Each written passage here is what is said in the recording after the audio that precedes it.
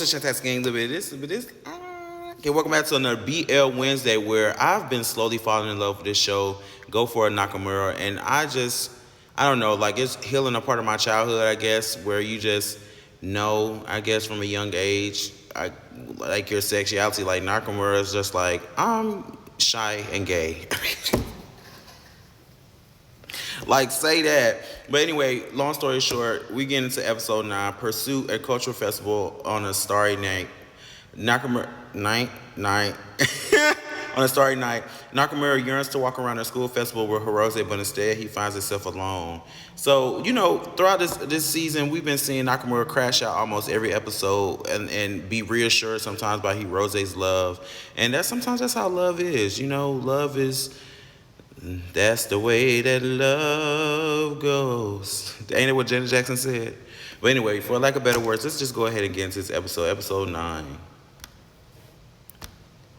And lately, these episodes have just been jumping straight into the episode before the opening. I don't know what's up with that. And also, I know I'm talking a bit much, but what else is it that we can do? Like, is they finally gonna do the kiss? Because they kind of gave us that gratification in the last episode, but it was just a delusion for Nakamura. But we got the picture, we got the holding hands, we got the ghost story situation, we got the date in the aquarium. So I want to see what we get, I guess, at this festival. Let's go.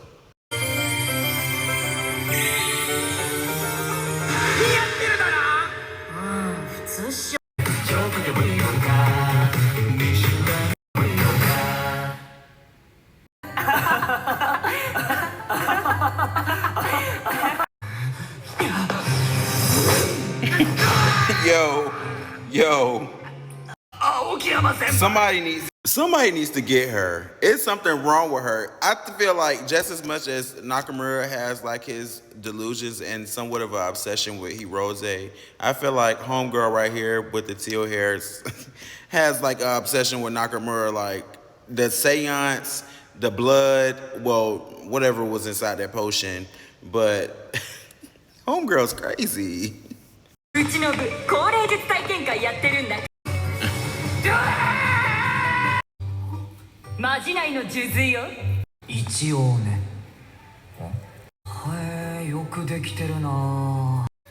my girl. What the fuck? Yo, this has me crying. Yo, everybody being gagged is sending me. Look, they're gagging me. They're all gagged. Hirose didn't got a lace front? No, Hirose didn't got an extension. Who is that then? Who is this look-alike? Nakamura. Not me. So bad is me so bad. Nakamura do not be with the fuck shit. Oh my god. Why does everybody be abusing Nakamura? What the fuck? Nakamura do not be with the fuck shit, and they be like, bitch, you're going. He's wondering why people sick. He's literally beating people's ass. Oh my gosh. Are you not? Ooh.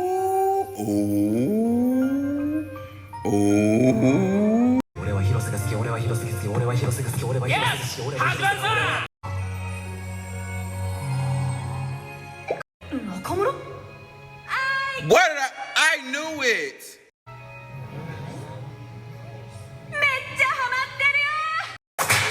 Oh my gosh. After that slap, Nakamura is me. They like this gay as hell. This gay as hell.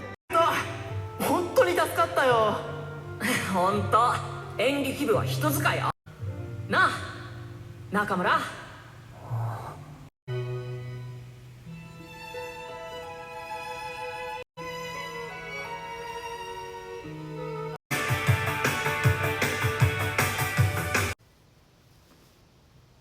Am I in my Nakamura fit? Am I dressy? Am I preppy? So initially, I was gagged, like, seeing Nakamura, like, fawn over a girl, like, because he's been so in love with Hirose like this whole time. And since this series started off, he's like, I'm shy and I'm gay. But a lot of people kind of discover. I feel like if we give men the chance to move their sexuality, a lot of people might find out that they're bisexual. Well, I'm saying like heterosexual men or men who identify as heterosexual. They were seen. Basically, what I'm saying is like just give heterosexual men the opportunity to be themselves and give them a chance to explore their sexuality before they just settle down and be with someone that they really don't want to because they secretly like the same gender. Yeah, that's another conversation for another day. But what really gagged me was like after all this, like I was saying, Nakamura is saying that he's bi. Like what? Like you introduced yourself in the beginning of the show saying I'm shy and I'm gay. So it really confused me that now, like out of nowhere, you will have an attraction to a woman. And is it because the woman is Hirose? Like, is it because the woman has a masculine look to her, or like what's the deep rooted answer behind all this? And one thing that really stuck out to me in this episode is that no matter what, no matter how good this girl looked, no matter how much he was fawning over her or like just attracted to her, he kept saying like, "I love Hirose, I love Hirose, I love Hirose," or "I'm with Hirose, I'm with Hirose, I'm here." And it's rare in today's time where attraction is so like wishy washy, or like sometimes in this world people move on, move on, move on, I guess, to the next best thing, especially when you're just dating.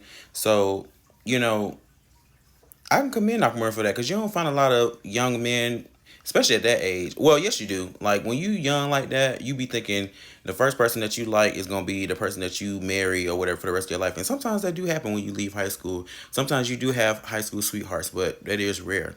But yeah, I think it's very commendable that you still have guys out there that focus on one person or really want a monogamous relationship and want to give their all into one thing instead of what the saying is, don't throw all your eggs in one basket. So yeah, I really think that was what stood out to me the most. But what else stood out to me is when he looked up and he gagged and he was like, "Wait a minute, you're not a girl, you Hirose. You just in a wig." Or extensions or whatever you want to call it. But I thoroughly enjoyed this episode. It just really shows you that Nakamura truly has feelings for Hirose, and it's not something that's a second thought in his mind or a doubt or whatever. But it was definitely a nod to the bisexual community, that have feelings for both sexes, because every day that I get on Twitter, it's something about a bisexual, about them being greedy or about them not really being bisexual or this and that, this and that. And Hirose was low key gagged too when Nakamura showed up as the fill in person because he was like, "I told you to leave. I told you not to show up." So I guess Hirose was a little embarrassed about that situation. But that also reminds me of another BL. I can't remember. Is it Super Lovers?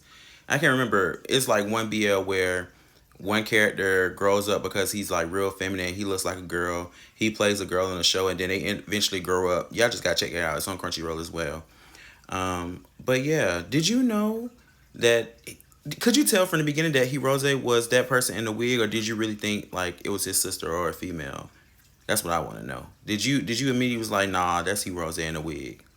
But yeah, I have other anime reviews up. Check out Demons of the Shadow Realm. Check out Witch Hat Ateliers. And check out my One Piece World Secret video. I just did that. And my Final Fantasy 16 video. It's so much content for you to consume, and I can't wait to enjoy it together. Make sure to like this video, make sure to hype this video, make sure to share this video with your mom, your dad, your uncle, your uncle, auntie. Make sure to leave a purple heart in the comments because over here we show love. And if nobody told you all year, all month, all week, all day, I love you. And I will see you next week for the next episode of Go For It Nakamura.